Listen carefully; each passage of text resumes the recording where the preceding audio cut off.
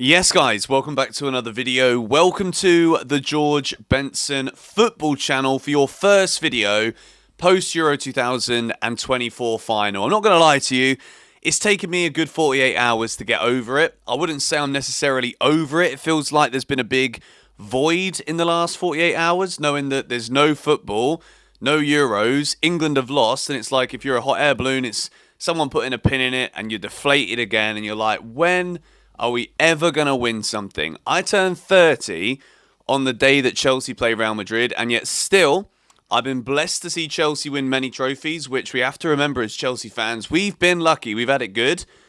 But from an England side of things, it would just be nice, wouldn't it, to have all your friends together who support all of the different clubs winning for your country. That would be the one. But once again, Spain got the win. Congratulations to Spain, particularly Marc Cucurella, who's been having a great time since Spain won that final. I think we're going to have to wait a while to see Cucurella back in a Chelsea shirt. He's been absolutely loving it with the celebrations for Spain. But I want to talk today about Victor Osimhen. I want to talk about Nico Williams. I want to talk a little bit about Chelsea's tour, because everything's booked. We're going to be there. It starts in just over a week today. But before we talk about any of that, make sure you're subscribed to GBFC, like this video if you enjoy yourself while you're here. And I want to talk first of all, though, about Cole Palmer. I want to talk about Palmer specifically for England. I want to bring you back, if you can, allow your brain to go back to the moment, if you're a Chelsea fan and an England fan. When Cole Palmer came on against Spain, it was kind of like, I felt like just sighing, because I think the whole tournament, he's deserved at least a start based on the way he played for Chelsea last year, the way that he changes games every time that he comes on. All I've wanted from Southgate in the Euros was to, instead of be reactionary, actually try and use the great players that we have. And at this point in time, the way that Bellingham just wasn't really showing up for the majority of the tournament, Harry Kane, I think, also was so poor. Ollie Watkins deserved to be out there. Cole Palmer should have got so many more minutes than he did. And then to see him score within 2 minutes and 22 seconds of coming on the field, I felt as though all of the complaints that I've been making the whole tournament about England are so reactionary. We're relying on a moment of brilliance as opposed to actually tactically outsmarting the teams. Cole Palmer would have done a better job than Phil Foden. Phil Foden needs a striker ahead of him to be making the right movements, whereas Cole Palmer can see those passes. Phil Foden is brilliant with the ball at his feet, yes, but the way that Palmer sees things beyond the movement, if the striker's movement isn't there, is what England needed to try and utilise. We didn't do that, and inevitably, we were reacting again to Spain going ahead in the final, and it was the man, Cole Palmer, that made the difference, our boy. And I just think overall, the frustrating thing is with England in this tournament is that the only momentum that we had was that we were going through. The momentum didn't come from playing really well. I think we played well against the Netherlands. That's it. I think that's the only time that England played well in the whole tournament.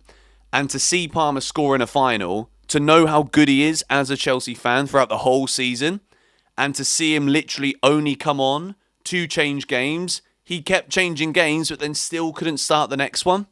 It was so draining for me. So draining.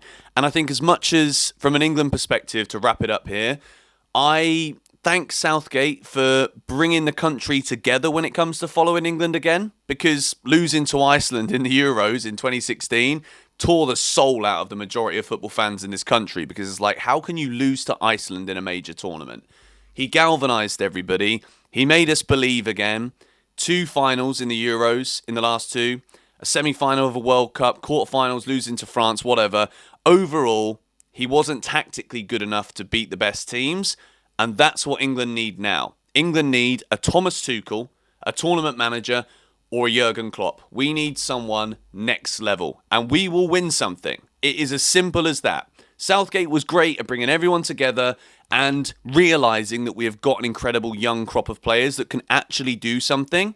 Getting to finals is one thing, but then not going for it every time we get there is also a crime, in my opinion. So, I'm happy Southgate's gone.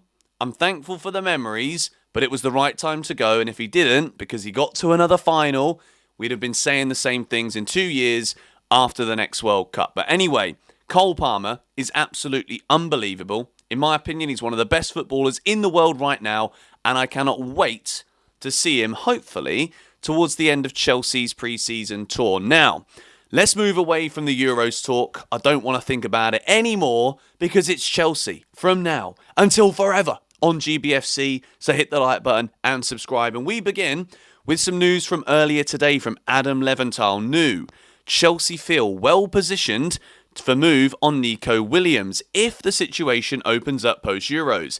Athletic Bilbao want to keep him. Barcelona strongly linked and others monitoring, but CFC have done the groundwork and are ready. I've seen a couple of other reports as well that the issue at the moment here is that Athletic Bilbao are not budging on the fact that they want the release clause paid up front. It's a big sum of money, and obviously, as we know, with the way that Chelsea have been doing business, we have been trying to amortize these deals so that the upfront fees are not as big. And then, obviously, for PSR reasons, it's better that Chelsea don't spend all of this money right now. So with Nico Williams, he scored in the final. He was absolutely electric the whole tournament for Spain. Lamar will get most of the plaudits because he's so young, and that narrative of like he just turned 17 and won the Euros. But let's not take away from just how good and electric Nico Williams was positionally. He's fantastic. He's not frightened to take players on. He's got the end product. And overall, there's no denying whatsoever that Nico Williams, if he were to join Chelsea, is a massive upgrade on both Mudryk and Raheem Sterling. Two players that have got massive points to prove.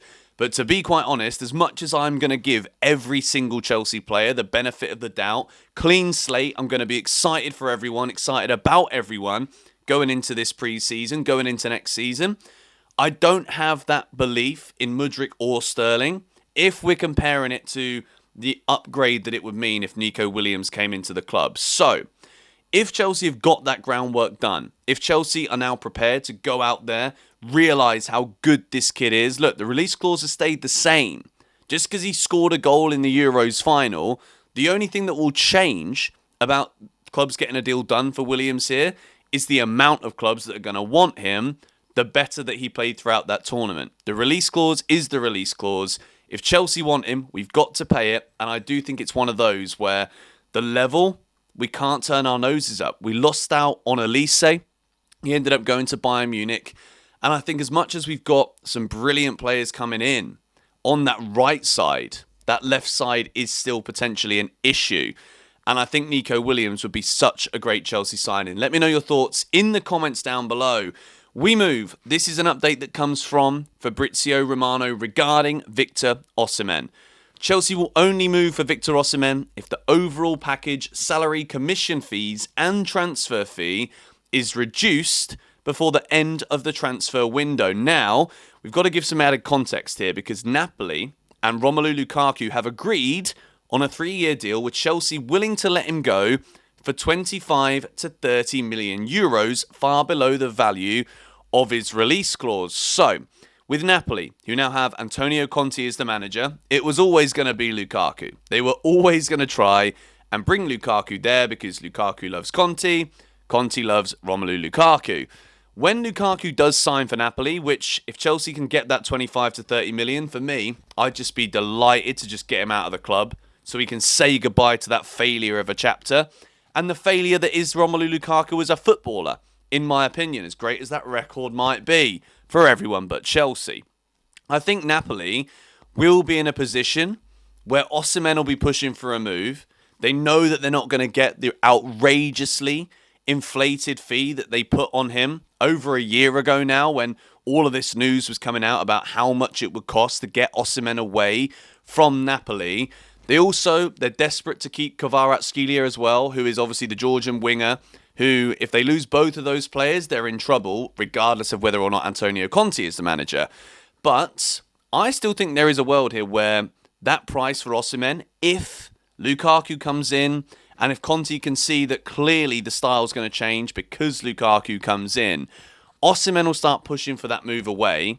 Napoli will realise that they were always just overpricing him beyond comprehension. And if the price goes down, and I think the longer it goes through pre-season, what we might see is that Enzo Maresca still thinks that a striker is necessary. And as a result of that, Chelsea then may be forced to make the move. As much as I will argue here that we don't need Victor Osimhen, I still think it would be a good signing. I'm not as completely sold on it as I once was because I like the Mark Hughes signing. I like the spending 6 million, not having that massive expectation on him. And Nicholas Jackson has been doing really well. Lots of goals, lots of assists, and a hard worker for the team. So keep an eye on this one. Victor Osimhen to Chelsea. It is not fully over. And I do expect there will be some movements regarding this. But Chelsea will not pay the crazy money. Will things change in the move for Victor Osimhen? We'll have to wait and see. But overall, to wrap up this video, I think Nico Williams could well be the missing piece. What we are seeing from Enzo Maresca in these early training videos that we're getting is exciting. The way that he is so hands-on in these training sessions, actually playing physically himself, putting the pressure on players to make the players that are in the defensive phases understand the pressure that he wants on when you don't have the ball, and also the movement that he expects from these players when we do. Nico Williams has got absolutely all of these assets towards his game. I think he would be the final piece in the Chelsea jigsaw. Whether a striker comes in or not, when you look at that firepower, Nico Williams, Cole Palmer, Noni Madueke, I also think is going to grow and improve. Nicholas Jackson, Christopher Nkunku. It's exciting, ladies and gentlemen, and I cannot wait to take you lot on the ride when we fly to America on Sunday. The videos for the rest of this week are going to be a bit different. We're going to be trying a brand new style. I want to revolutionize the way that I deliver these news videos. Not just for me, and just maybe for the footballing space a little bit in general. I think it needs a bit of a revamp. We need to re-energize things. I'm tired of just sitting here with one camera in front of you and it not look interesting. Do you know what I mean? Maybe that's what you want. Maybe some people might not like the changes that are going to come, but I just want to make it a bit more entertaining, a bit more interesting to film, to edit. And yeah, we're going to try like news on the go kind of things, like throughout the day, stopping off, doing a little bit of this, doing a little bit of that. I want to show you guys basically how much of an incredible eggs maker I am in the morning. They're unbelievable. But I'll be talking about football while I'm doing it. Do you know what I mean? I'm not just going to be there like montaging a scrambled egg for you. I'm going to talk about everything. Just bear with me. All right, it's going to be fun. Thank you guys for watching this video. Subscribe if you are new. Hit the like button if you're looking forward to the future content and you enjoyed this one today. Come on, you Blues.